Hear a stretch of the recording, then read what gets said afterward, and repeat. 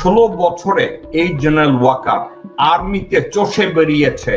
আমি হাসিনার বইনের জামাই, আমি হাসিনার বইনের জামাই, আমি লোকজনের যে কোনো সময় যে কিছু করতে পারি। ওই কুত্তার বাচ্চার কথা ঘন ঘন বলেন।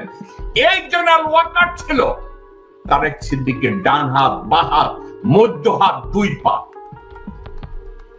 এই জেনারেল ওয়াকার এমন কোন অপকর্ম নাই আরবিতে থাকাকালীন প্রত্যেকটা জায়গায় বলেছে।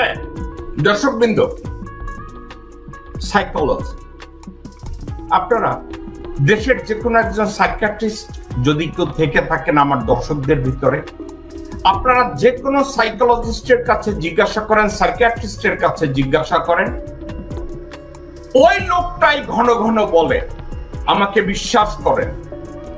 যারা মিথ্যাবাদী, যারা মিথ্যাবাদী, যারা ভণ্ডামি করে, তারা কথায় কথায় বলে আমাকে বিশ্বাস করুন। আরেকটা কথা বলছে আপনারা ভালো থাকবেন, এর অর্থ কি জানেন? এই জেনারেল ওয়াকার বহু অন্যায়ের সাথে জড়িত, বহু লোকজনের ভিকটিমদের সাথে জড়িত, যাদেরকে general Walker behind the scene বলে। যেসব অপরাধ নিয়ে যা হয়েছে 5ই আগস্টের আগে, আপনারা আমার সাথে কথা বলুন। আমার সাথে যদি আপনারা কথা বলেন তাহলে আপনারা কি চান, আপনারা বেনিফিট দেন। অর্থাৎ জেনারেল ওয়াকারের অর্থ হচ্ছে আমার সাথে কাজ করুন, আমি আপনাকে বেনিফিট দেব, shut your mouth, follow me. এটা হচ্ছে জেনারেল ওয়াকারের ভদ্রতা। উনি বলছেন ওনার কোনো অ্যাম্বিশন নাই, ওনার এনাফ। উনি বলছেন আই হ্যাড এনাফ। কেন এনাফ হবে না? 16 বছরে এই জেনারেল ওয়াকার আর্মিতে চষে বেরিয়েছে। আমি হাসিনার বইনের জামাই, আমি হাসিনার বইনের জামাই, আমি লোকজনের যে কোনো সময় যে কিছু করতে পারি। আপনারা সবাই তারেক সিদ্দিক ওই কুত্তার বাচ্চার কথা ঘন ঘন বলেন, তারেক সিদ্দিক এই করেছে সেই করেছে। এই জেনারেল ওয়াকার ছিল তারেক সিদ্দিকের ডান হাত, বাঁ হাত, মধ্য হাত, দুই পা। এই জেনারেল ওয়াকার এমন কোন অপকর্ম নাই আরবিতে থাকাকালীন প্রত্যেকটা জায়গায় বলেছে, যেখানে আটকে গেছে। আপনাদেরকে আমি কথায় কথায় বলবো, হাসিনা কথায় কথায় বলতো আমার ছোট ভাই কি অপরাধ করেছে শেখ রাসেল, বলেছে না? দর্শকবৃন্দ, আপনাদেরকে আমি একটা কথা বলি, আপনারা কি জানতেন এই রাসেলকে নিয়ে আর্মিতে, রক্ষী বাহিনীতে, মুজিব বাহিনীতে কত প্রকার অশান্তি ছিল? আপনারা কি জানেন? যারা আর্মিতে ছিলেন ওই সময়, আমার এই কথাটাকে আপনারা ভেরিফাই করে দেখেন। এই রাসেল কি করতো জানেন?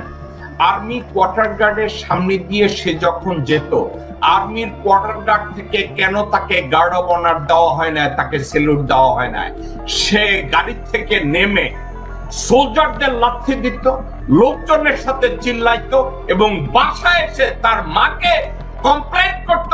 ওখানে ডিউটিতে যে ছিল তার চাকরি যেত।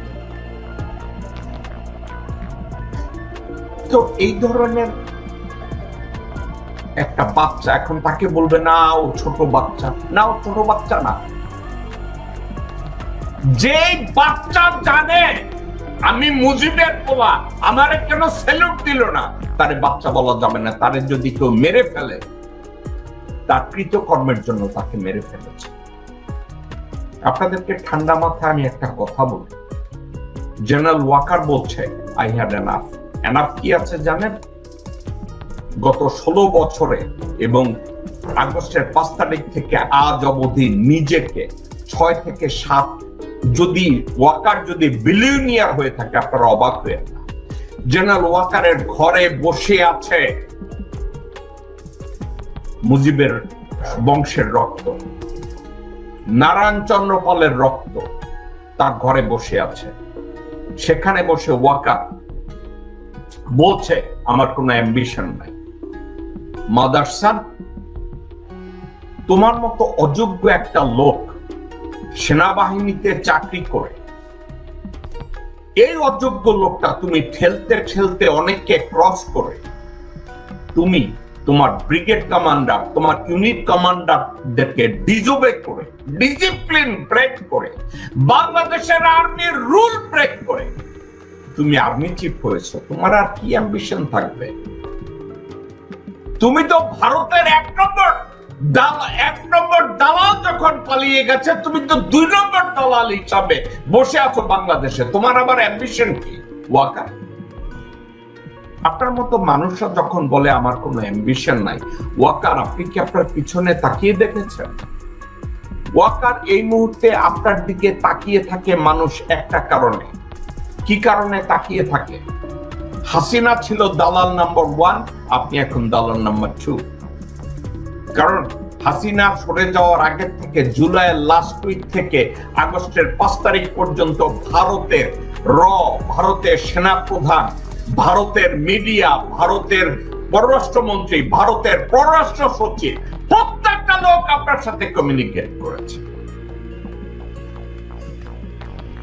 They had enough proof that you are one of their goal.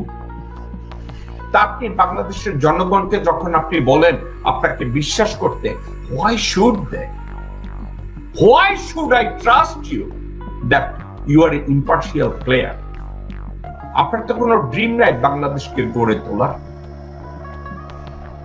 বাংলাদেশের যদি সাংবিধানিক রাষ্ট্র কখনো হয়, আপনার মতো মানুষকে তো পিষে ফেলা উচিত মাটির সাথে, আপনাকে উলঙ্গ করে ঝুলিয়ে রাখা উচিত।